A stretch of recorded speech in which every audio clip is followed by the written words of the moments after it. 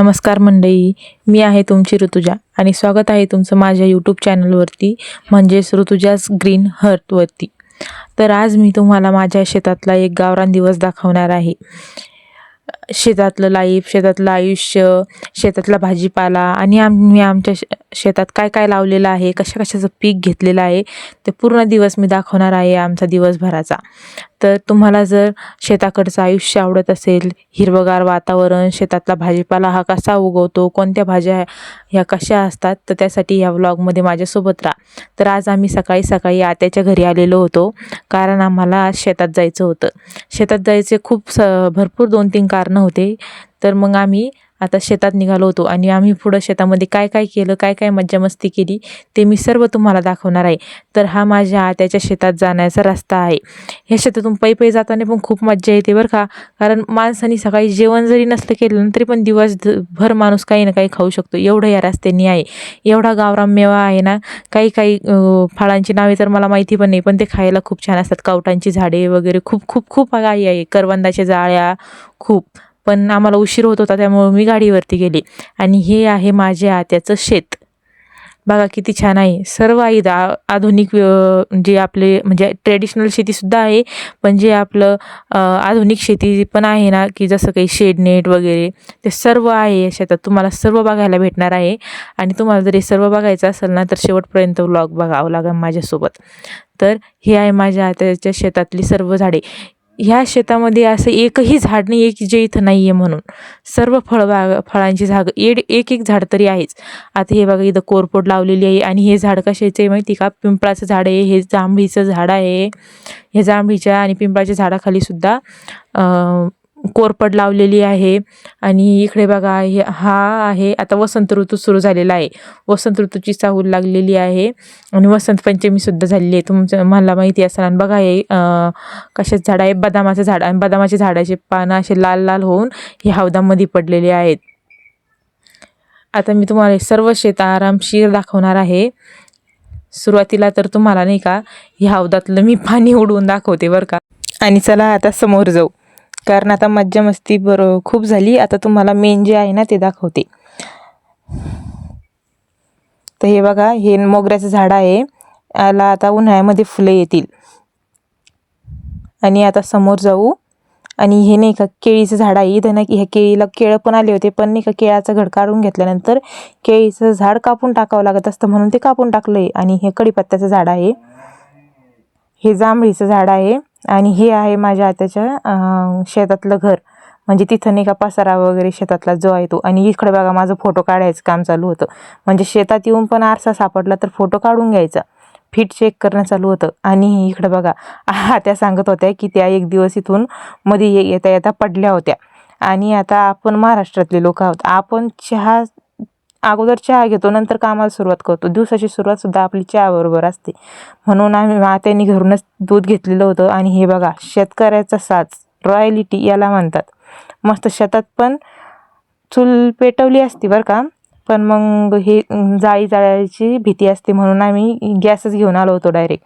आणि आता मस्त असा गुळाचा चहा बनवत होत्या। आणि हे बघा हे नाही का दोडक्याचे येलं आहेत। आणि आता मी शेतामध्ये काय काय आहे ना ते सर्व दाखवणार आहे। हे नाही का आबाईच्या शेंगा आहे, आणि हे आहेत बटाट्याची झाडं। माझ्या हाताने सर्व लावलेले शेतात, सर्व भाजीपाला आणायचं कामच नाही। आणि तुम्ही आता विचार करत असाल बटाटे कुठे येतात, बटाटे खाली येतात, सॉरी बरं का, माहिती असतं सर्वांना, मी जस्ट मस्करी करत होते। आणि आता मी मस्त असा गुळाचा चहा घेतला, ही खरी लक्झरी लाईफ असते।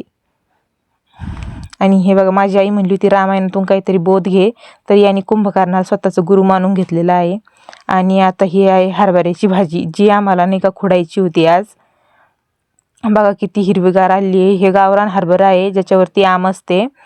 हे पण गावरान हरभरा यांची समोरचं तास दिसते ते पण, आणि त्याच्या पलीकडं काबली हरभरा आहे, त्याला काही आम नसते फक्त। आणि हे आहे वाटाण्याचं झाड, तुम्ही बघू शकता असं असतं वाटाण्याचं झाड, ज्याला वाटाण्याच्या शेंगा येतात। हे पण वाटाण्याचं झाड आहे, आणि हे आंब्याचं झाड। माझ्या आत्याच्या शेतात सगळीकडं आंबे लावलेले, हरभरे लावलेले, काळा गहू लावलेला आहे। आणि हे नाही का कांदा लावलेला आहे, आत्ताच लावलेला आहे 2-3 दिवसापूर्वी, त्यामुळे लहान आहे।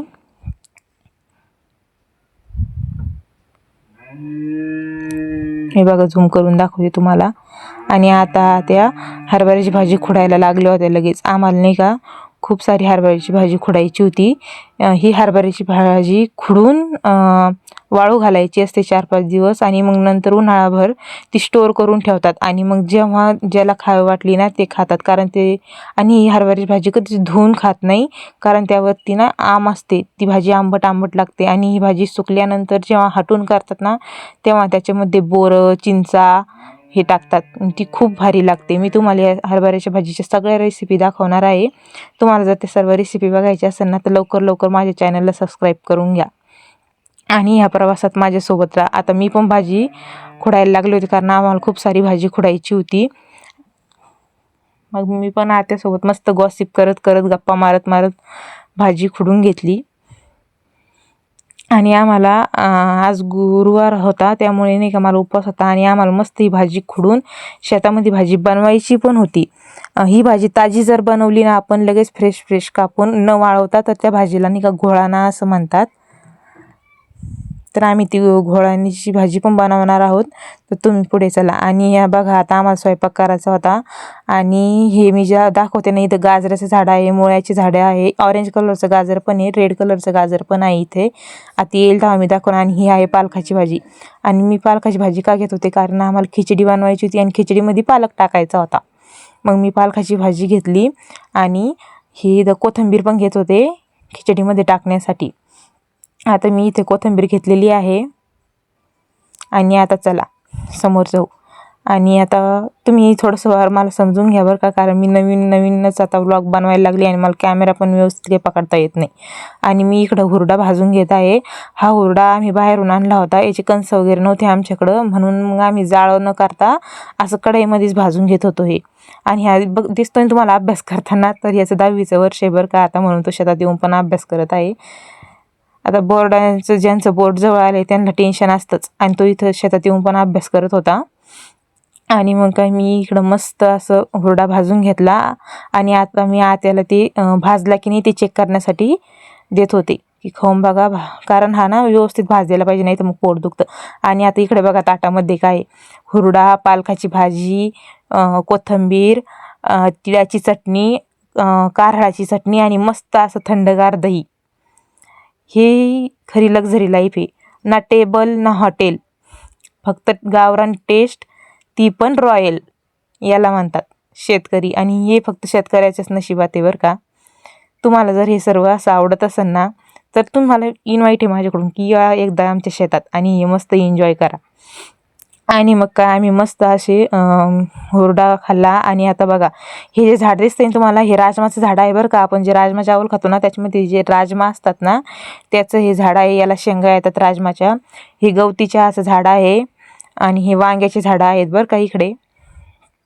चला आता समोर दाखवते मी तुम्हाला. हे याचं कशाचं सीताफळाचं झाड आहे, ते पण म्हणते आता मला मध्ये यायचे कारण सगळे मध्ये येत, मीच एकटा बाहेर आहे. आणि हे बाकी दिसते तुम्हाला हे पण कशाचं रोप आहे बरं का, पण ते आम्हालाच माहीत नाही कशाचंही. माझ्या आत्याने लावलं होतं कारण त्याला कंपनीकडून पार्सल आले होते आणि मग त्यांनी लावून दिलं. आणि हे आंबटीचं झाड आहे, त्याला पानं नाहीत आता बिया आलेलं आहे. आणि हे मस्त आंब्याचे झाडे वगैरे. आणि हे जे दिसतंय ना बारीक बारीक, हा लसूण लावलेला आहे. आणि हे ड्रॅगनची फळं आहेत, आता मी पण ड्रॅगन पिकवणार. आणि हे वांगे तुम्हाला अगोदरच दाखवले मी. आणि आता मी चालले होते समोरच्या शेतात. समोर मोसंबीचा बगीचा वगैरे आहेत आणि अजून भरपूर झाडे आहेत, ते मी तुम्हाला दाखवते. हे फणसाचं झाड आहे. जे लोक कोकणातले असतील त्यांना तर फणसाचं झाड लवकरच ओळखू येतं, पण आपल्या मराठवाड्यातील लोकांना फणसाचं झाड काही एवढं माहीत नसतं. आणि हे समोरचं जे आहे ना ते बेलाचं झाड आहे. आणि हे आहेत मोसंबी. आणि बघा मग मागं किती छान असा डोंगर आहे, डोंगराच्या शेजारी बरं का माझ्या हात्याचं शेत. आणि आता मला रस्ताच सापडत नव्हता, फायनली सापडला. आणि आता तुम्हाला दाखवते समोर अजून काय आहे ते. हा मस्त असा बगीचा आहे, तिकडे लिंबाचं झाड आहे. आणि हे अंजिराचं झाड आहे बरं का, तुम्हाला दाखवते, 1 मिनिट सरळ करून कॅमेरा. हे आहे अंजिराचं झाड. आणि याला अंजीर पण आलेले आहेत, पण ते सध्या अजून कच्चे आहेत त्यामुळं मग आपण काही ते खाऊ नाही शकत. हे बघा. आणि चला आता मी तुम्हाला समोर दाखवते अजून. आणि इथे नाही का अजून एक झाड आहे, ते पण तुम्हाला दाखवते. कारण सर्व झाडं तर तुम्हाला दाखवायचीच आहे ना. तर हे आहे पेरूचं झाड. छोटा आहे पेरू, त्यामुळे त्याला अजून पेरू नाही लागलेले, पण लागतीलच लवकर. आणि आता आहे हे जांभळीचं झाड. आणि ह्या जांभळीच्या झाडाची तुम्हाला एक गोष्ट सांगते. पावसाळ्यामध्ये याला जांभळ आले होते आणि सौरभ मला म्हणे, चल दीदी मी तुला नाही का जांभळ पाडून देतो. आणि तो मस्त वरती झाडावरती जाऊन बसला आणि सगळे जांभळ त्याने खाल्ले आणि खाली मला फक्त 2च जांभळं टाकली होती. पण आता काय करणार, मला तर काही चढता येत नव्हतं झाडावर, म्हणून त्यालाच पाठवलं होतं. आणि हे बघा, ह्या वर्षी आंब्याच्या सीझनमध्ये भरपूर आंबे असणार आहे. फक्त देवाने शेतकऱ्याला साथ दिली पाहिजे, निसर्गाने साथ दिली पाहिजे आणि काही आभळ वगैरे नाही आलं पाहिजे. आणि हा जो आंब्याला मोहर आलेला आहे ना, तो गळाला नाही पाहिजे. आणि मी बघा एवढी खुश होते की त्या झाडाखाली जाऊन सगळ्या डोक्यामध्ये मोहर नाही का पाडून घेतला होता मी. आणि आता तुम्हाला एकदम आमच्या त्या शेतातला ना राजा झाड दाखवते. ते आहे हे आंब्याचं झाड. याला एवढे आंबे येतात ना, म्हणजे ह्या उन्हाळ्यात तर मज्जा आहे हो आंब्याची. फक्त निसर्गाने साथ द्यावी शेतकऱ्याला. आणि बघा आता मी डायरेक्ट याच्यामध्ये घुसले होते, तरी पण माझ्या अगोदर डोक्यामध्ये अगोदर नाही का इतका सगळा मोह पडलेला होता आणि त्या आंब्याचा, तरी पण मी याच्यामध्ये घुसले होते. आणि याची एक गोष्ट सांगते, मी जेव्हा लहान होते ना, तेव्हा आत्याच्या शेतात आले होते. मी ह्या झाडावरती बसून जेवण करायचे दुपारचं. आणि इकडे बघा हे डोंगर आणि संध्याकाळचा सनसेट किती छान होतं, खूप खूप छान. आणि हे शेततळ आहे बरं का माझ्या आत्याच्या शेतातलं, पण त्याच्या बाहेरून जाळीला कुलूप लावलेली होती, त्यामुळे मला मध्ये काही जाता नाही आलं. आणि हे दुसऱ्या साईडचं आहे आता. आणि हे बघा इथं किती छान फुलांची झाडं लावलेली आहेत. हे जास्वंदाच्या फुलाचं झाड आहे, त्याला फुल पण आलेलं आहे. आणि इकडे बघा, इकडे ही नाळा बिल्डिंग आहे आणि तिथं बघा किती छान फुलं आहेत ते व्हाईट कलरची. बघितले ना.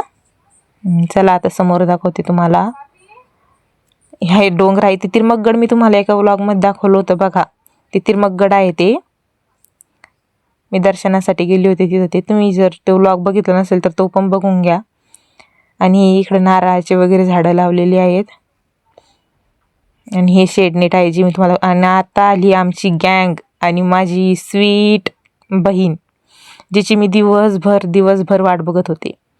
आणि आता ती आल्यावर मग मी मस्त, आम्हाला घरी जायचं होतं म्हणून असा चहा बनवला होता, गुळाचा चहा बनवला होता. मी तिला येतानीच नाही का दूध आणायचं सांगितलं होतं. ही आहे माझी ती बहीण आणि ती खूप खुश होती मी आले म्हणून. आणि आज तिचा पेपर होता त्यामुळे ती घरी थांबू शकली नव्हती. आणि आज आम्ही जेवढी दिवसभर जी मजा केली ना ती तिने मिस केली होती. आणि हा आहे शेवटचा आमचा सनसेट. तुम्हाला जर असंच काही आवडत असेल ना गावाकडचं जीवन, तर मला लवकर सबस्क्राईब करून घ्या आणि या प्रवासात माझ्यासोबत राहा.